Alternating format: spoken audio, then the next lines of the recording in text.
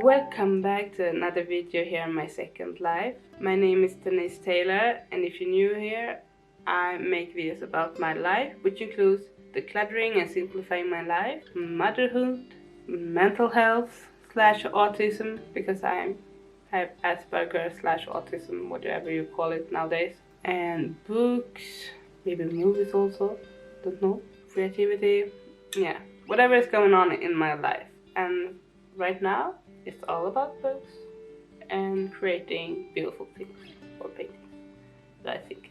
Today I'm going to share my TBR for this year, and my goal is to read 15 books. Maybe I can do better, I don't know. I don't want to put too much pressure, like failing myself. But I already finished one book. It took me 2 weeks, or 2 books technically, but I started The Hobbit is the first book I finished this year, but I started at the end of last year, so I don't know if it counts. Either way, the first book I finished was Eldest by Christopher Pauline. The Eldest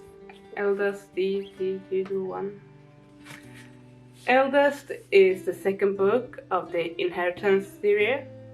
Eragon was the first book. I read that one when I was 13, something like that, when it just came out. I brought it in the school library and read it, loved it. Didn't love the movie though. I can like it if I separate it. Like, I think it's only inspiration from Eragon, not supposed to be Eragon. Either way, they never continued the movie, so maybe that was good. I give this one a 3.5. Mainly, I liked it. I want to read it. I did want to pick it up every day. At some moment it was like I wanted to read like a page turner, but at some moments it was kind of slow, and I got annoyed. It was interesting and annoying at the same time when we follow several characters in one book. If you don't know Eragon, it's about this farmer's boy who finds a dragon egg in the forest, and it turns out to be a new dragon rider since the evil king Galbatoris killed them all several hundred years ago. So for teenage boys like Eragon, dragon riders almost like a myth, but he also believed in them. So we get to follow Eragon, how he comes to terms that he's a dragon rider, that he has a dragon, that is beautiful and amazing, has a charming personality. So in the first book, it's basically just him discovering and defeating his first enemy. In the second book, Eldest, we get to follow Eragon going to the elves to learn more about being a rider and learn about magic. But we also get to follow Roran, that needs to live with the consequences of his cousin being a dragon rider, because Galbatoris' army comes to the village and wants to capture Roran to hold him as a hostage or pump him for information about Eragon. So that is what's happening in this book, and it was kind of slow at some points, but it's also interesting to learn about the magic and how this magic works. And at the end it was very tense, like it was this battle. So it's both slow and yeah, it wasn't that much of a page turner, but I still want to pick it up every day and every night or to know what's going on. So that's why I give it a solid 3.5. So it's still good, but I remember Eragon being even better. We'll see, maybe it will bring more action in the third one. The third one is Brisingir. I hope it's going to be good, and it's more about how the struggle with the empire getting more intense, and the elves and the dwarves and the human is not getting along. But if they're going to succeed with defeating Galbatoris, the evil king, they need to unite. But no one knows how to defeat this powerful enemy, because Galbatoris have an unusual amount of power, and they don't know how he gets all this power. And I think we'll get to follow Roran also a little, or while he's helping Eragon. Yeah, Inheritance, just a they will probably defeat Galbator himself in this book. So that's the most, I think, intense books or action-filled books I will read this year. I think, maybe not. But right now I'm reading Legends of Lattes by Travis Baldry. I heard really good things about it.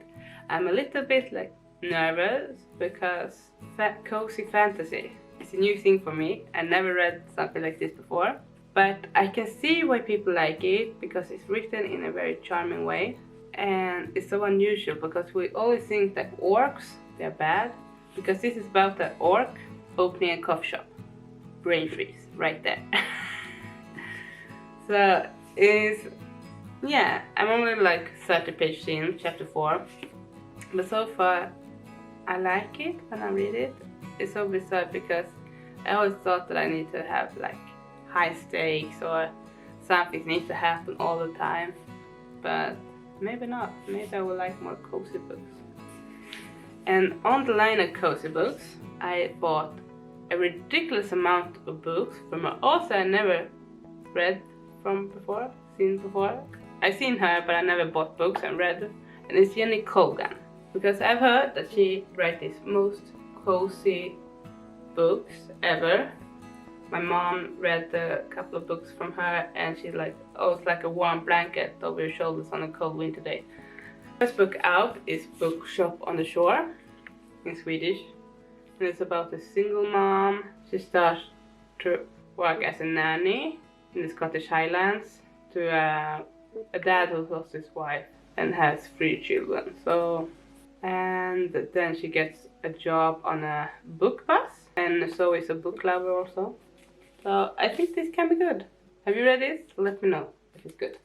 And then I have 3 more I want to read. The Summer Seaside Kitchen, and this is about a girl named Flora. She's moving out of town to live on an island, basically. And then we have The Endless Beach, and we return to Flora here to see how her life is going, I guess. Then I have An Island Christmas. So these 3 about this girl Flora. It was actually this book that made me buy all of them, because I'm going to read this one at Christmas. And then I realized I need to buy the books before it. So I bought this one. And then my mom said they were so cozy and everything, so I bought more. I have some other books by her also, but these ones are the ones I want to read this year. So I'm thinking saving these 2 for the summer. It feels like a good balcony book or going on the beach book. Then I want to read at least 1 classic. So I've chosen Jane Austen Emma, and it's supposed to be one of her best, I think. I know there's a movie also. It doesn't say too much about what it's about, but it's supposed to be a little bit funny and romance, so I'm pretty excited.